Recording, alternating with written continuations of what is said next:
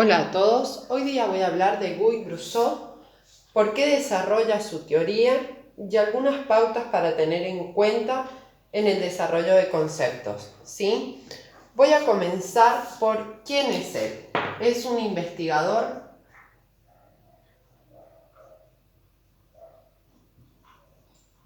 matemático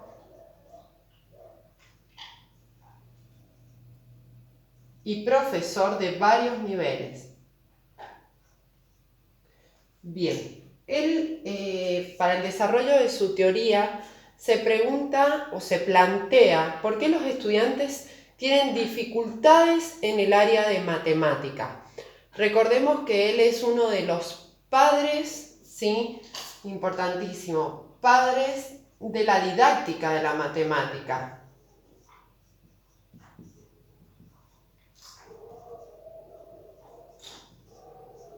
Recordemos que la didáctica de la matemática estudia los procesos de enseñanza y aprendizaje, ¿sí? Cómo contribuir para que el niño se apropie, ¿sí?, de los aprendizajes en ese proceso. Bien, esas dificultades que él estudia, él llega a la conclusión de que las dificultades podían ser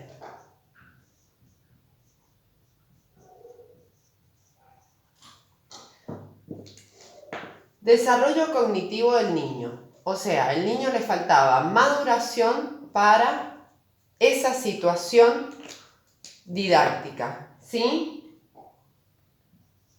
Desarrollo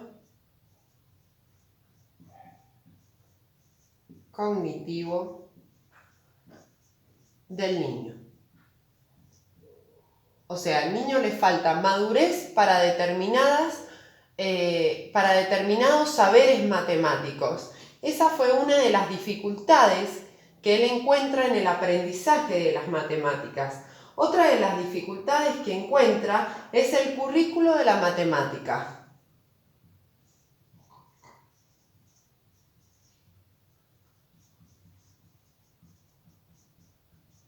Recordemos que cuando él comienza con toda esta investigación, la matemática de esa época, o la concepción de alumno en esa época, era que el alumno era receptor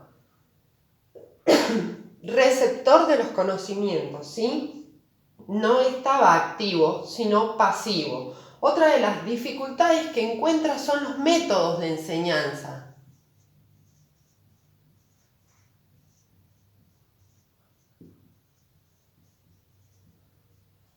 Por lo tanto, dice, estos métodos no producen la construcción del aprendizaje y tampoco valoran al alumno o al sujeto como un sujeto activo en esa construcción, sino solamente era depositar en el niño los conocimientos, los conceptos y saberes y que el niño los volcara en un trabajo o en diferentes actividades.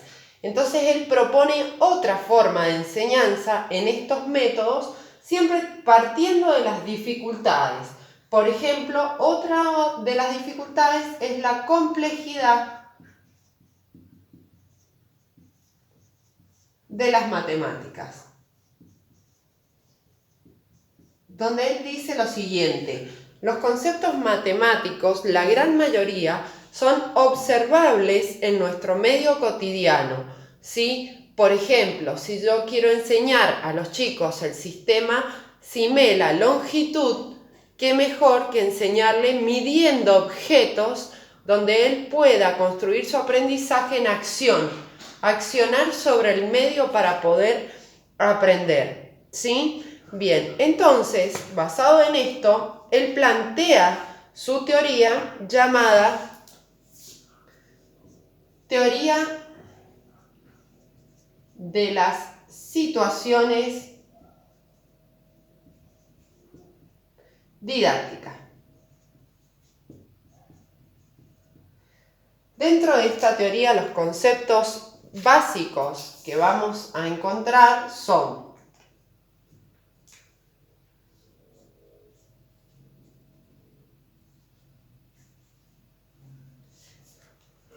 Intenciones metodológicas.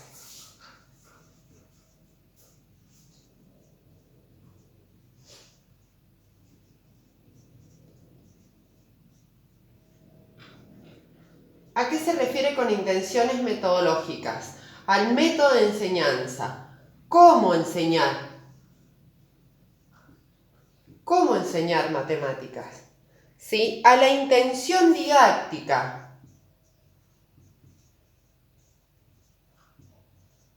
En esta intención didáctica, que sería ¿qué enseñar? Recuerden que debe haber dos objetivos, ¿sí?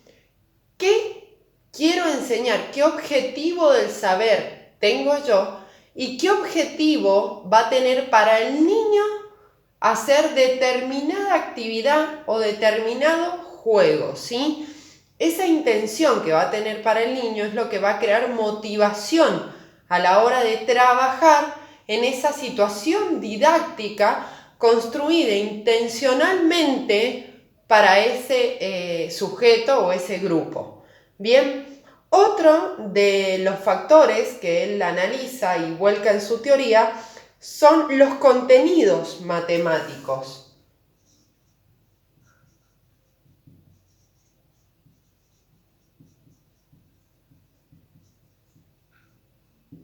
En esos contenidos matemáticos, él los distingue como saber, ¿cierto? Son los saberes.